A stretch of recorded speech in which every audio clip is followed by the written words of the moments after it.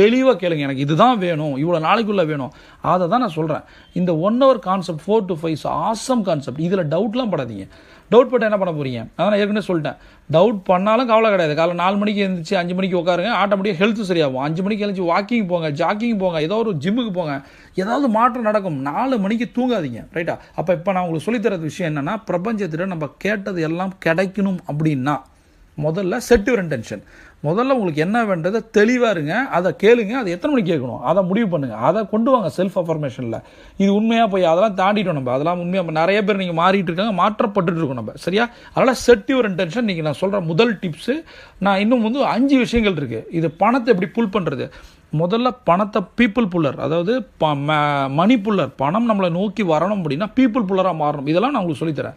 First of all இன்றைக்கி நம்ம கற்றுக்கிட்டது என்ன அப்படின்னா, பிரபஞ்சத்தில் என்ன கேட்கணும். Set your intention. முதல்ல நமக்கு என்ன தேவைன்றதை தெளிவாக கேளுங்க, அதை பிரபஞ்சம் தரும்.